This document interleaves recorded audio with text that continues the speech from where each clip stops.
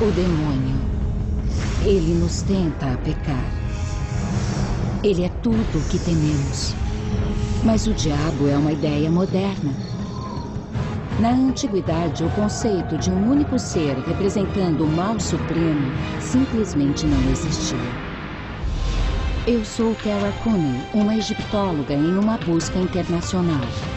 Observo o comportamento humano passado e presente do ponto de vista do Egito Antigo. E quanto mais viajo pelo mundo, mais semelhanças eu vejo. Ao explorar como nos tornamos quem somos hoje, eu sempre retorno aos legados do Egito. Os antigos egípcios adoravam um complexo conjunto de deuses, masculinos, femininos e até animais, como falcões, crocodilos e babuínos. Mas não havia um único deus do amor ou da guerra, nem um único ser sobrenatural que representasse o bem ou o mal. O diabo, tal como conhecemos, entrou na história humana há menos de 3.000 anos. Ele surgiu na mesma época em que as pessoas passaram a adorar um único Deus.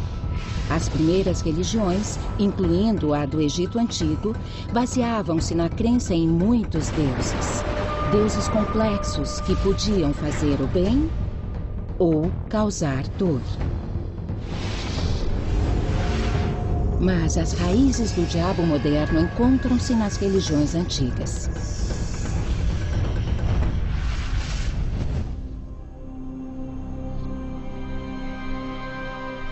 A cidade de Nagada, na margem ocidental do Nilo, data de 5.000 anos atrás. Aqui, os antigos egípcios construíram um templo dedicado a Set, sempre retratado com a cabeça de um estranho animal mítico. Set era o deus do deserto, da escuridão, das tempestades e do caos. Superficialmente, ele possui certos traços que associamos ao demônio. E a história de Set parece confirmar esta ideia. De acordo com o mito, Set tinha inveja de seu irmão Osíris. Então ele matou Osíris e cortou seu corpo em dezenas de pedaços.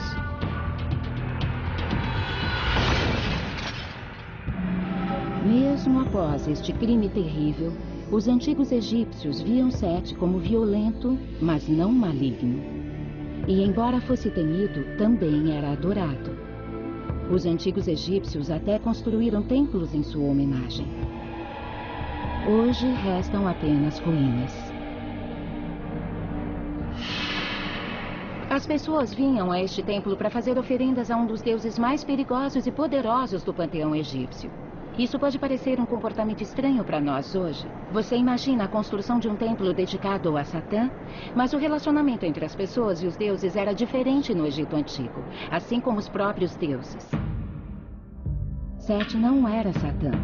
Ele também tinha qualidades como força e virilidade. Como deus da guerra, ele tinha o poder de proteger os egípcios de invasores estrangeiros. Mas na antiga religião egípcia, todos os deuses podiam causar desgraça. Então, a melhor estratégia era tentar agradá-los.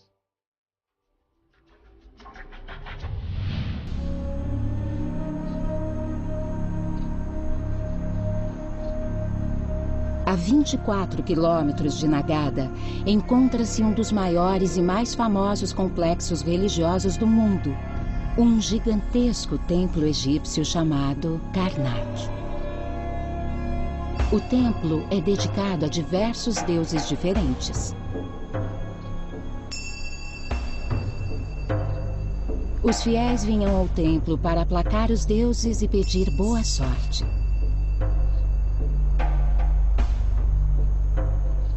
Esta parte de Karnak em particular era dedicada à deusa Mut,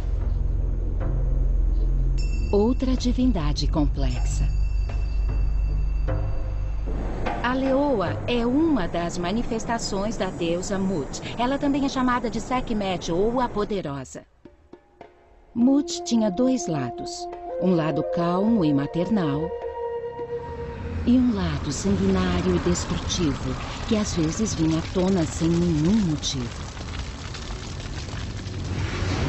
Mas todos os deuses egípcios podiam ser manipulados ou aplacados. Bastava oferecer-lhes os presentes e orações corretos. Esta coluna fazia parte de um templo que foi construído por um faraó egípcio para agradar a deusa Amut. Examinando o texto, podemos ter uma ideia melhor do que os egípcios ofereciam a Amut para impedir que ela causasse destruição. Este é o símbolo egípcio para a cerveja, que era a principal oferenda feita à deusa Amut, porque era o que a tornava calma e maternal.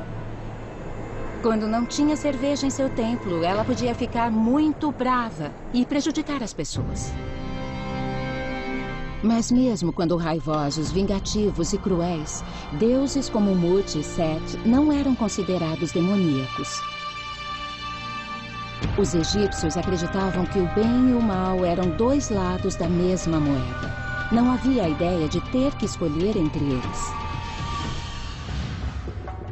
Mas um deus antigo de outra religião possui uma semelhança física muito maior com a nossa imagem do diabo.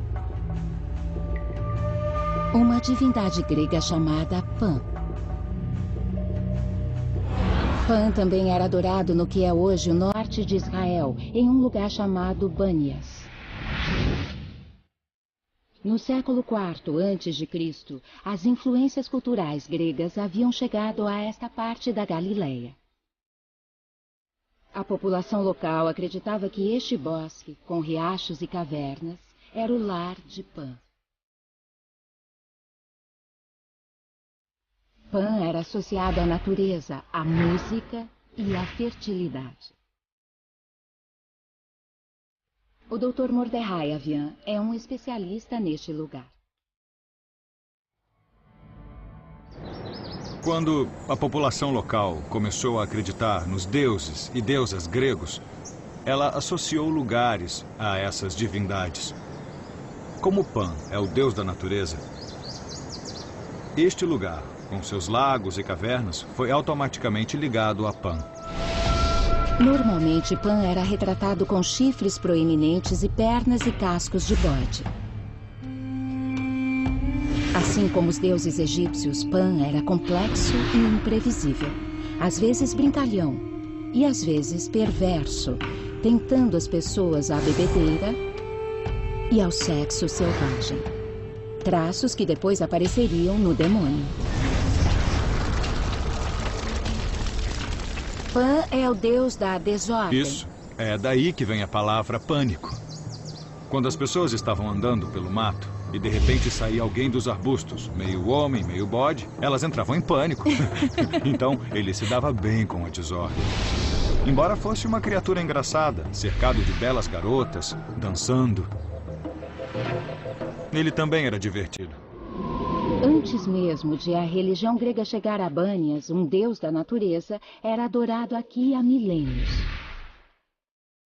E os moradores locais vinham a este riacho para beber, dançar, comer e celebrar. Em 19 a.C., Herodes o Grande, um rei judeu instalado pelos romanos, construiu aqui um grande templo de mármore dedicado a Pan, transformando o humilde local de festejo num templo oficial.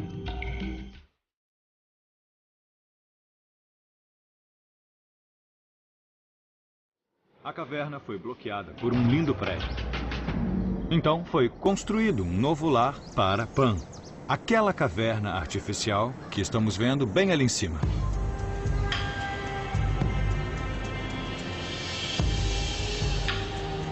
Os seguidores de Pan criaram esta caverna artificial por acharem que o deus devia ser adorado ao ar livre, na natureza.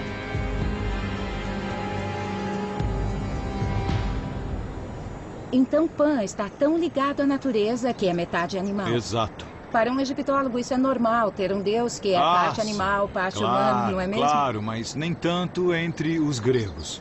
A maioria dos deuses e deusas gregos são lindos seres humanos. E era por isso que Pan era tão adorado. Ele é o deus da bebedeira, das orgias, de se deixar levar pelos seus instintos animais. Pan é um deus que as pessoas amavam. Pan foi adorado aqui até a conquista muçulmana no século VII. Com seus chifres e comportamento desregrado, o deus grego Pan compartilhava alguns traços importantes com o diabo moderno. Mas, repetindo, Pan não era considerado maligno. O conceito do mal puro surgiria depois.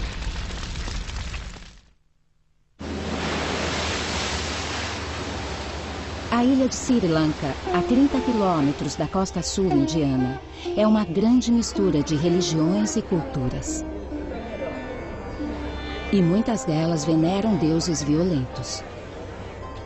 Com mais de 3 milhões de fiéis, o hinduísmo é a religião mais popular do país depois do budismo. O hinduísmo é uma crença milenar, provavelmente uma das religiões mais antigas ainda praticadas no mundo moderno, talvez tão antiga quanto a religião egípcia. E também é politeísta, com um panteão repleto de deuses. Deuses que às vezes faziam coisas ruins acontecerem. A deusa hindu Kali é associada à força e à violência. Imagens a retratam segurando uma lâmina ensanguentada e usando um colar de cabeças humanas decepadas. Ela costuma estar acompanhada de Shiva, o deus da criação e da destruição. Embora Kali e Shiva tenham aspectos temíveis, os hindus não os consideram maléficos.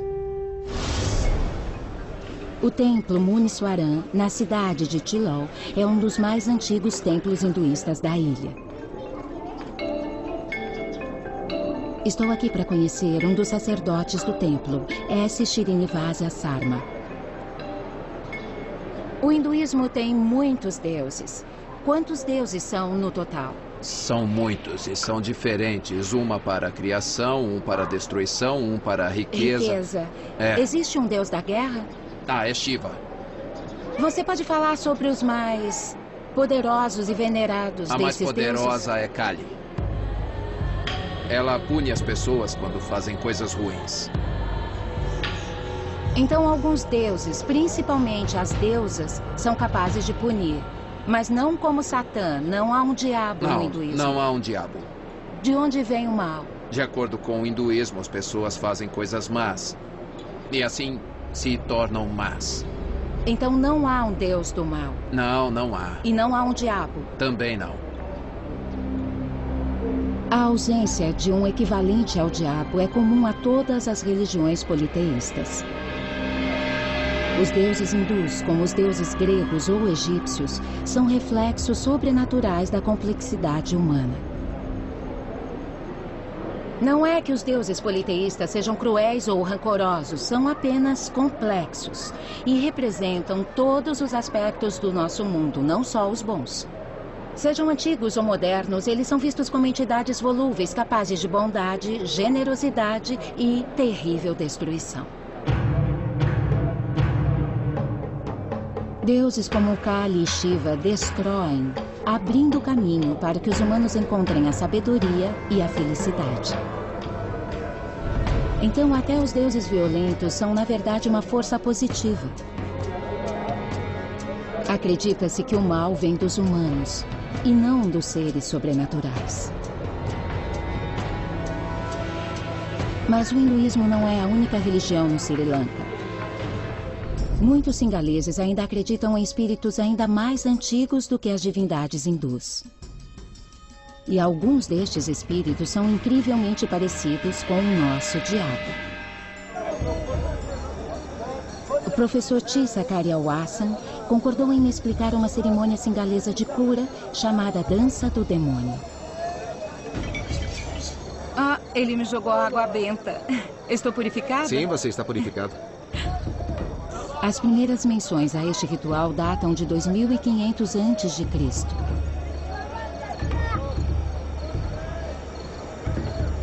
Muitos singaleses acreditam que existem espíritos no mundo que podem causar doenças nos humanos, se não forem aplacados. Uma dança é realizada para exorcizar estes espíritos do doente.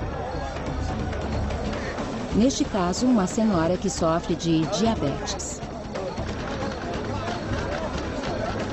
Esta trupe de dançarinos exorcistas é uma das mais procuradas da ilha. Primeiro, o ritual evoca a proteção das divindades boas. Muito bem. Aqui é onde o demônio será Então eles convidam as divindades. Os deuses vêm primeiro. E depois eles convidam os demônios. O fogo atrai e depois aplaca os demônios violentos.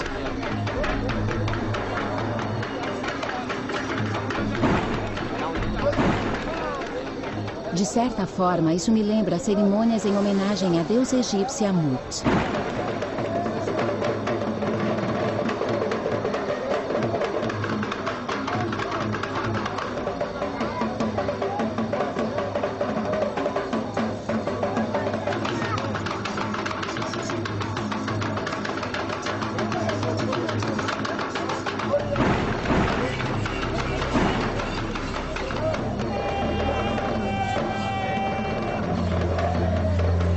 Agora que os dançarinos chamaram a atenção dos demônios, eles tentam exorcizá-los da paciente.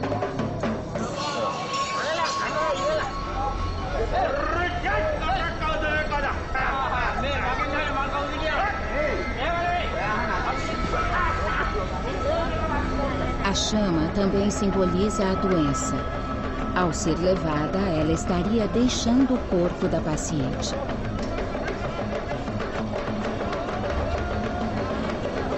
Mesmo que a dança do demônio sirva apenas para dar ânimo ao paciente, ela é uma cerimônia importante para muitos singaleses.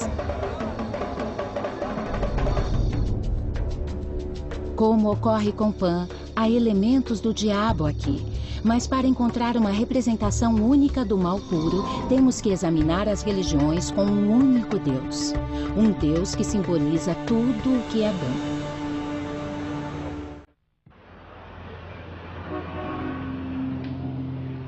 Jerusalém é uma cidade sagrada para 3 das maiores religiões do mundo.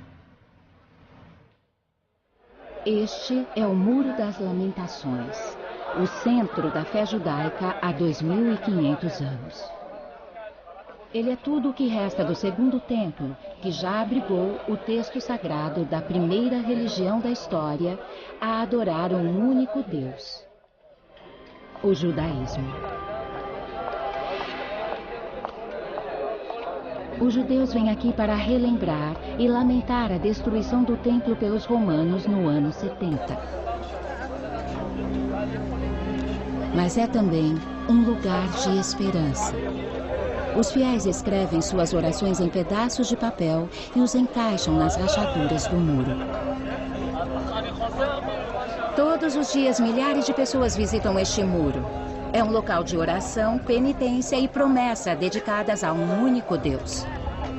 Hoje, o judaísmo é uma das religiões mais importantes do mundo. Mas há 2.500 anos, estava apenas começando a se espalhar. Foi a primeira religião a subverter a percepção das pessoas sobre os deuses.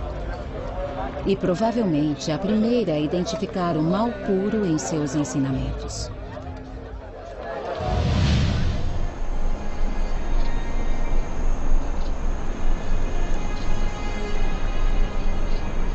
Estamos em Beersheba, às margens do deserto de Negev, no sul de Israel.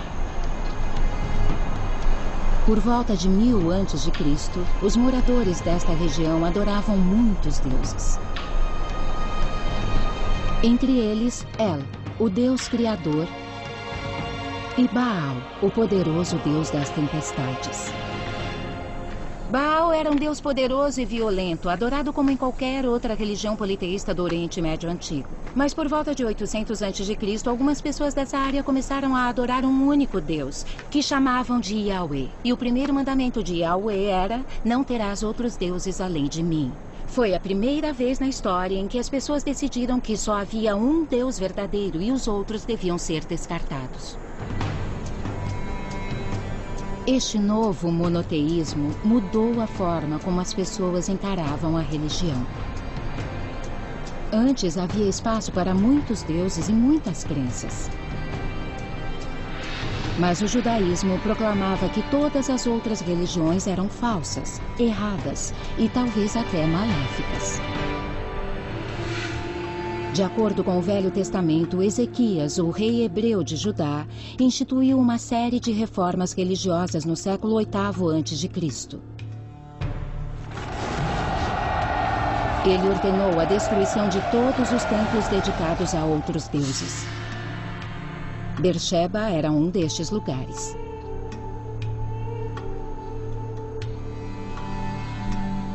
Os arqueólogos acreditam que o templo principal de Beersheba ficava neste local. E foi encontrado um altar nesse sítio que devia ficar bem aqui, dentro do templo. O que vemos hoje é um grande buraco no chão. Curiosamente, há uma semelhança incrível entre alguns destes deuses proibidos e o diabo, como também ocorre com Pan e Set.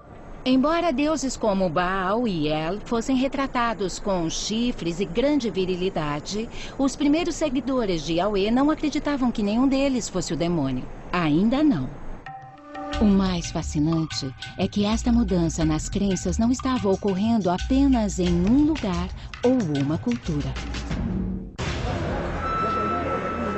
120 quilômetros ao sul de Luxor, o templo de Edfu é um dos maiores e mais bem preservados do Egito. A partir do século VII a.C., o Egito sofreu ataques constantes de invasores estrangeiros.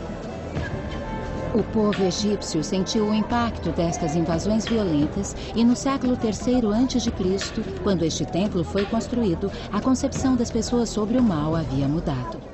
Após séculos de batalhas, os egípcios, como os israelitas, passaram a ver o mundo menos em tons de cinza e mais em termos de preto e branco. Surgiu uma mentalidade de nós contra eles até no que dizia respeito aos deuses. Assim, a ideia de um mal único começou a ganhar terreno. O templo de Edfu era dedicado ao deus Horus, o sobrinho de Set. Set havia sido adorado como uma fonte de poder por mais de 2000 anos. Agora, pela primeira vez, os egípcios começavam a ver seus métodos violentos como maus. Set tinha que ser simbolicamente destruído, e isso é retratado nas paredes do templo. Aqui temos uma imagem de Horus vencendo seu tio e inimigo Set. Uma coisa é bem clara: a imagem de Horus é enorme, e Set, retratado como um hipopótamo, é minúsculo. Nessa época, os egípcios estavam com medo de Set, preocupados com seu poder, então ele é mostrado como uma criatura pequena, enquanto a imagem da justiça e da verdade, Horus, é uma figura imponente. Aqui podemos ver Set em pé. Ele é ferido por lanças e está acorrentado, mas continua em pé. Nesse templo vemos a imagem de Set sendo vencido várias e várias vezes. E aqui temos o clímax dessa história. Set está caído de costas, com as patas para cima, e vemos o deus Horus apontando sua lança bem para o coração de Set. Isso é uma coisa nova. Antes Set era um deus adorado, mas agora todo o mal se concentra numa única forma sobrenatural que deve ser destruída. Culturas como a egípcia estavam simplificando seus conceitos de bem e mal. Os israelitas já haviam proclamado sua crença num Deus único, que era incapaz de errar. Tudo isso abria as portas para o oposto. Um ser sobrenatural que fosse totalmente maléfico. Um mal que estava prestes a nascer. Este é o Coliseu em Roma, talvez a melhor representação arquitetônica de um império no mundo. Era aqui que os romanos assistiam ao combate dos gladiadores. Pessoas e animais eram trazidos de todo o Mediterrâneo para lutar e morrer. E é neste império multifacetado, com suas invasões e conquistas, que vemos uma coisa jamais vista antes. Uma nova concepção de maldade e escuridão. Roma era vigiada por milhares de soldados postados no exterior das muralhas da cidade. Perto destas bases militares, os arqueólogos encontraram câmaras subterrâneas como esta, dedicadas a um deus persa chamado Mitra. Elas eram templos de um culto secreto, que se tornou popular no século I entre os legionários romanos que haviam servido nas fronteiras orientais do Império. 30 templos de Mitra foram encontrados no antigo mundo romano. Este é o Mitreu. Que lindo! Benedetta Bessi é professora da Universidade John Cabot em Roma e estuda o culto a Mitra. Era um culto exclusivo. Só era aberto a pessoas iniciadas. Então era um espaço secreto, onde apenas certas pessoas podiam entrar? Isso. Ele não recebia todos? Não. Por que era tão popular? Mitra, no contexto original, na Pérsia, era uma divindade cujo nome era associado à ideia de lealdade e à ideia de verdade. Então, esse elemento deve ter contribuído para a popularidade entre os soldados. O conceito de lealdade era, obviamente, muito importante na ideologia militar. Como Yahweh para os judeus, Mitra parecia representar tudo o que é bom. Então não surpreende que uma entidade oposta representasse tudo o que é mal.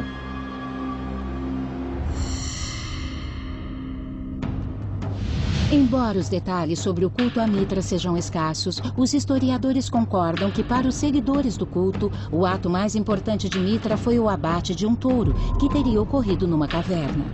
Isso pode explicar por que tantos templos de Mitra foram construídos para se parecer com cavernas. E por que há evidências de que este sacrifício foi recriado no interior destes templos secretos. Então todos os soldados que faziam parte do culto estavam tentando destruir e eliminar o mal. E a morte do touro representa isso. É, isso. E você acha que isto aqui era o altar? Acho. Bem Esse aqui? era o altar, sim.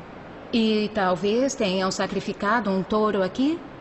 Não sabemos se eles realmente traziam um animal e o sacrificavam ou se o culto já tinha atingido um nível de ação simbólica em que simplesmente encenavam o sacrifício. Matando um frango? Isso.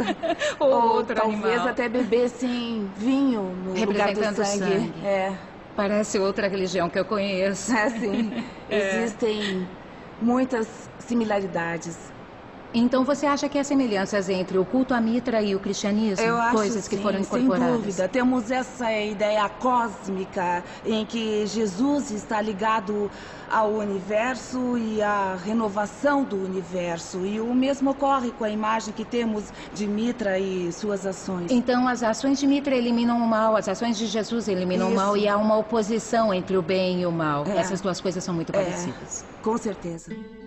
No século II, quando este Mitreu foi construído, o cristianismo ainda era um culto e não era amplamente aceito pelos cidadãos romanos.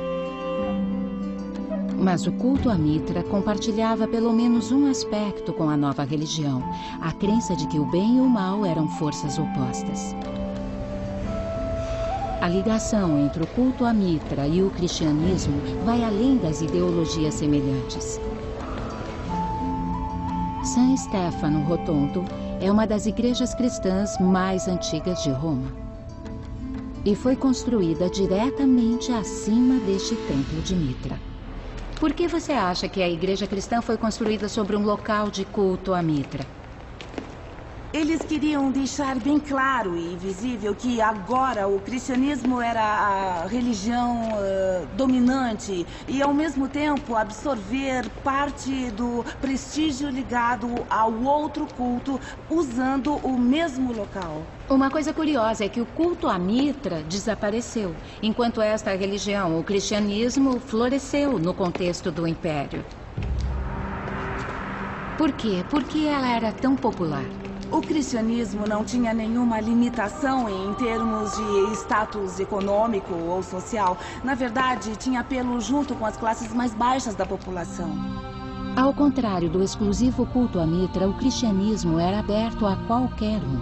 E entre os séculos II e III espalhou-se como fogo pelo Mediterrâneo, criando uma divisão entre fiéis e não fiéis. Nós contra eles.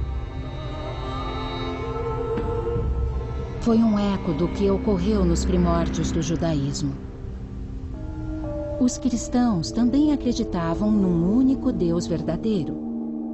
Aqueles que não abraçassem as crenças cristãs eram chamados de pagãos e associados ao mal. Os primeiros cristãos, que na verdade eram judeus, ligaram os infiéis ao politeísmo. Ao longo de 3 ou 4 séculos, estes deuses proibidos foram combinados em um único ser malévolo, o demônio. Ninguém sabe exatamente quando e onde as imagens icônicas que reconhecemos como o diabo surgiram pela primeira vez. Mas seu comportamento ameaçador e traços físicos foram adotados de uma série de deuses antigos. Características como os cascos de carneiro do deus grego Pan, os chifres de Pan e do deus da tempestade Baal, o tridente da divindade romana Netuno e a cauda bipartida do deus egípcio Set, todas incorporadas na imagem moderna do mal puro, Satã.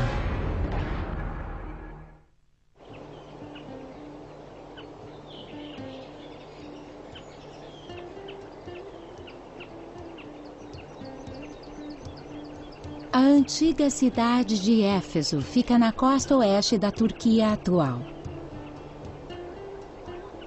Até hoje, andando pelas ruínas, é possível imaginar a cidade quando ela era viva. Templos de mármore,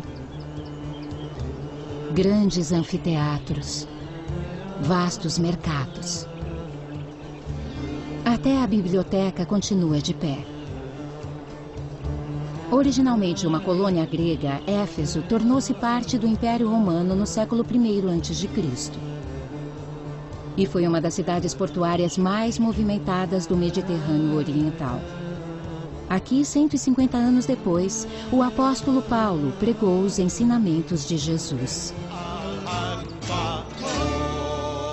Imagine que você está no século I depois de Cristo e Éfeso está lotada de pessoas. Ricos, pobres, escravos, cidadãos, mercadores, magistrados. Essas pessoas adoram diversos deuses e deusas. Mas Paulo chega aqui e diz que para seguir Jesus é preciso renegar as outras crenças, que é preciso abandonar os deuses locais e seguir apenas um. E o que Paulo faz é igualar a fé politeísta à adoração ao demônio. O arqueólogo Helmut Schweiger passou anos escavando em Éfeso. Então esse teatro era usado para... Bom, normalmente era usado para reuniões dos cidadãos. E as pessoas que eram importantes podiam falar aqui. Então não era um lugar para a pregação do Evangelho de Jesus? Não. Naquela época, sem dúvida, não. Você acha que Paulo esteve aqui para ver uma peça, uma apresentação? Com certeza, porque era um lugar muito popular. Normalmente, as pessoas ricas e importantes ocupavam os assentos mais baixos. Mas Paulo estaria aqui, nos lugares baratos. Estaria pregando para os pobres. Isso. Helmut e sua equipe estão escavando uma área próxima à saída do anfiteatro. É um lugar onde as pessoas talvez jogassem seu lixo. É incrível pensar que Paulo pode ter passado por esta saída. Quantas pessoas moravam na cidade quando Paulo chegou aqui? Achamos que cerca de 300 mil pessoas. Era uma cidade enorme, lugar perfeito para ele pregar. E Paulo não dizia apenas que deviam seguir Jesus, e sim que deviam seguir Jesus e largar, abandonar todos os outros. Exatamente, só havia um Deus. As lições de Paulo destacavam um elemento-chave das religiões de salvação, a tentação do demônio nesta vida. Pela primeira vez na história, acreditava-se que um mal único tentava os humanos. Agora o papel do diabo era testar a fé. As pessoas viam sua existência terrena como um teste, uma escolha entre o diabo e Deus. Aqueles que não fossem corrompidos por Satã e suas crenças pagãs encontrariam após a morte luz, amor e perfeição. O cristianismo estava conquistando cada vez mais fiéis. Mas 200 anos se passaram até que os imperadores romanos reconhecessem o poder político da doutrina cristã do bem contra o mal. Quando fizeram isto, eles abraçaram o conceito do demônio e o cristianismo deslanchou. A 1.300 quilômetros de Éfeso encontrava-se o centro do Império Romano. Foi na própria Roma que o poder imperial e o religioso formaram uma nova união que mudaria o mundo para sempre. No século I a.C., os imperadores romanos construíram o que na época era a maior cúpula do mundo. O Panteão foi erguido originalmente como um templo politeísta, para celebrar a perfeição de todos os deuses.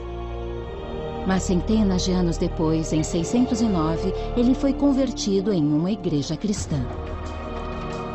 Ainda há vestígios da mudança da religião romana para a fé cristã posterior.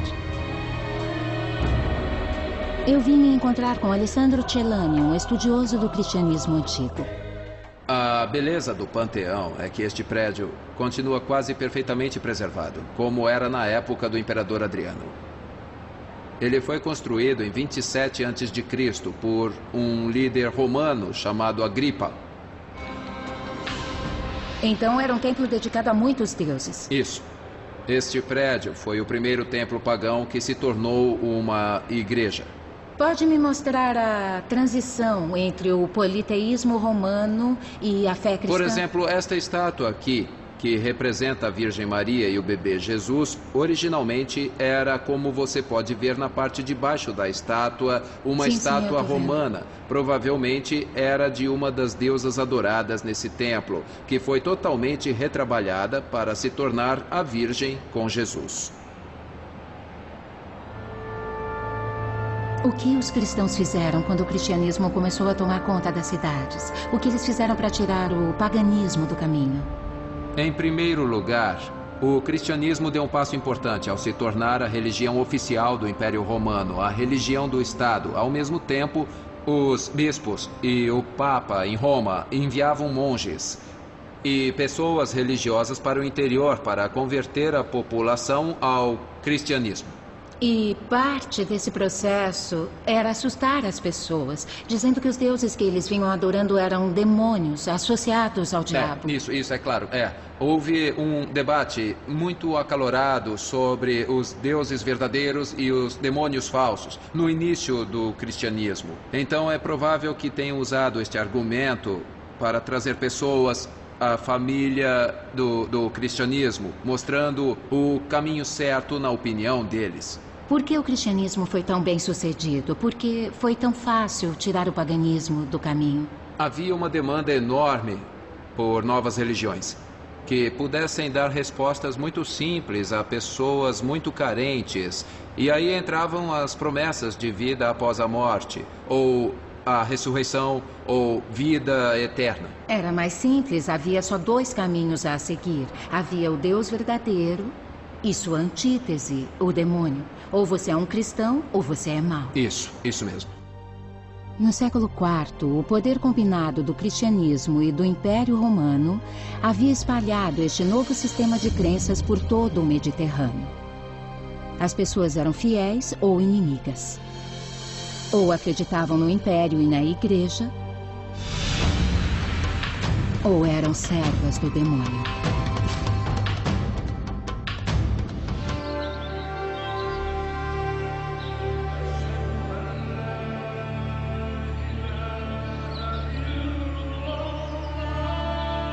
Esta é a Mesquita do Sultão Ahmed, mais conhecida como Mesquita Azul, construída entre 1609 e 1616 em Istambul, quando ela era a capital do Império Otomano. O apelido da mesquita não se deve ao aspecto externo, e sim aos quase 20.000 azulejos azuis que adornam seu interior.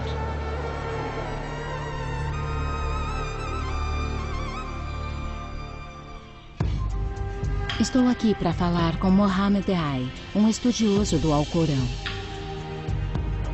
Eu tive uma criação católica. Nessa religião, o mal é personificado em uma entidade, o diabo. é igual no islamismo? É possível fazer comparações simples entre a Bíblia e o Alcorão. Ambas as religiões veem Satã como uma entidade diabólica que tenta a humanidade. E é isso que Satã significa, adversário. Exatamente, e ele é alguém que leva as pessoas para o caminho errado nas duas religiões. Mas no Islã, Satã não é considerado o inimigo de Deus. Ele é o inimigo da humanidade, porque Deus é elevado demais para ter um inimigo. No Alcorão, Satã não é retratado como uma serpente. Ele aparece para Adão e Eva. Ele sussurra para os dois. Ele fala com os dois ao mesmo tempo e os convence a comer o fruto da árvore proibida. Então a história de Adão e Eva também está no Alcorão? Sim, está lá. E ele também é chamado de Satã? Sim, mas há algumas diferenças. Por exemplo, na Bíblia, vemos que a serpente fala primeiro com Eva. E é ela quem tenta Adão. Então é a mulher que tenta o homem, segundo o Velho Testamento, como nós sabemos. Mas no Alcorão, Satã tenta os dois, Adão e Eva, ao mesmo tempo. O que um muçulmano faz para combater o mal? Nós fazemos o jihad. Mas eu não estou falando do conceito de jihad que é divulgado pela mídia ocidental. Jihad significa literalmente lutar ao máximo da sua capacidade para agradar a Deus. E há um ditado dos profetas que diz: o melhor tipo de jihad que existe é o jihad que você trava contra seus próprios desejos. Então Satã testa os fiéis constantemente. Exatamente. Toda a humanidade é acompanhada por um anjo e por Satã. Enquanto o anjo tenta nos levar pelo caminho certo, Satã tenta desencaminhar. Os cristãos têm essa mesma crença. Nós temos um anjo em um ombro, um demônio no outro e há uma disputa constante. O anjo do lado direito e o diabo, o Satã, do lado esquerdo. É exatamente igual, exatamente igual. O Islã, o cristianismo e o judaísmo promoveram uma mentalidade de nós contra eles. Isso gerou novos problemas na interação entre as pessoas. Os cristãos achavam que os judeus estavam errados por não aceitarem o verdadeiro Messias. Os muçulmanos rejeitaram o cristianismo porque para eles os cristãos adoravam mais de um Deus, o Pai, o Filho e o Espírito Santo. Estas novas religiões eram por natureza intolerantes em relação a outras crenças. Todas as três maiores religiões monoteístas adicionaram a figura do demônio a seus textos sagrados. O diabo testava a devoção e despertava medo naqueles que se desviavam do caminho correto. Há 3.000 anos não existia o conceito do diabo. Mas aí, os deuses antigos das atitudes violentas e do apetite sexual fundiram-se numa força profundamente maléfica que teria o poder de dominar o coração, a alma e a mente dos homens. As novas religiões monoteístas começaram a tomar forma, encorajando as pessoas a pensar em termos de preto e branco, bom e mal. E assim nasceu o demônio.